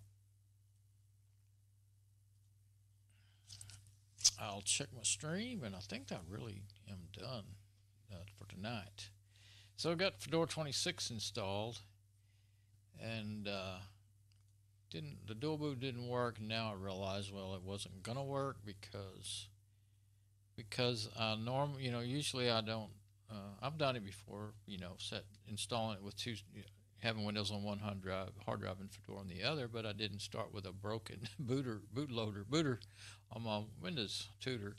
So my Windows broken booter tutor. So I didn't get around to having it. I didn't get around having it. They would have fixed it, I think, because it would have written, the grub would have rewritten the MBR, which actually the MBR is not it could still be broken on that hard drive. Running check disk wouldn't fix that though. Well, that told me that it was a corrupt file system, and then I need to run check disk. So maybe the MBR is not broken after all. It is trying to boot up and fix it, so maybe it's not broken at all. Yeah. Okay. So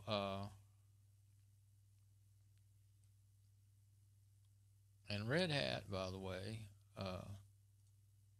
is the parent company of Fedora.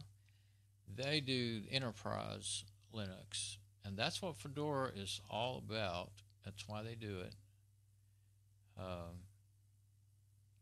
so many links in there. I can't find running an ISO image to disk. That's Fedora 20. So what Fedora is all about is it's their testing grounds for Red Hat.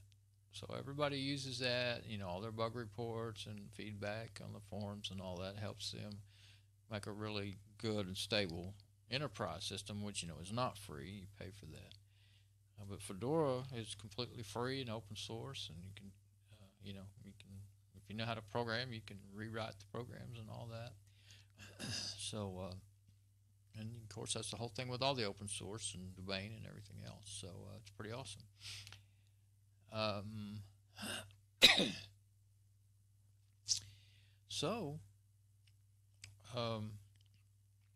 come back.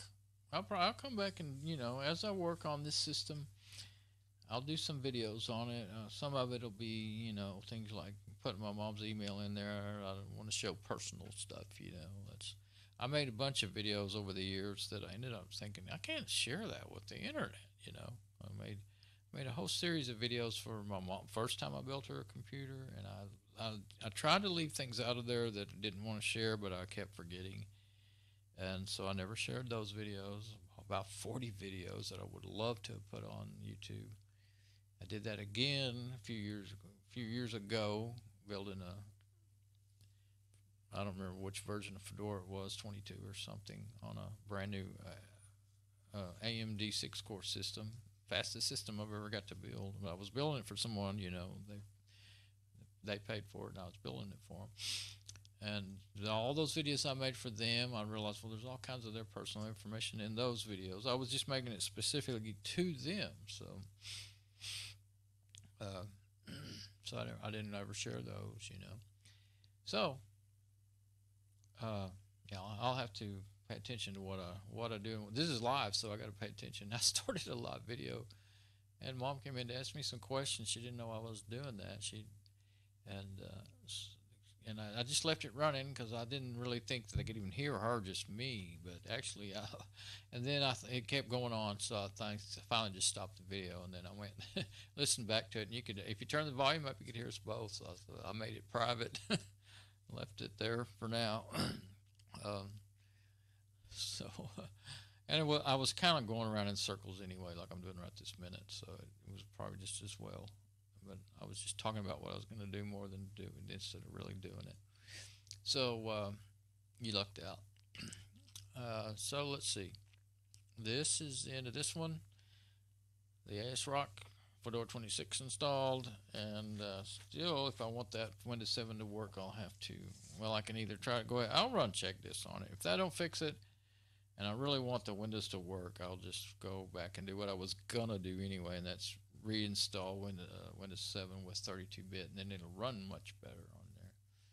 I really need a bigger hard drive anyway. That's just, you get the system on there and you got 10 gigabyte left. Well, I've got my own apps that I want on there too, on top of that. So it'd be fine for what I use it for quite a while, because You know, all I'm going to do is use it to plug in my USB drive to back up my videos to Google Photos and stuff like that. Really, a few other little things. But so anyway, this is Dawn, and I'm done for the night. I'm tired now. Okay, I will see you again later. Bye bye.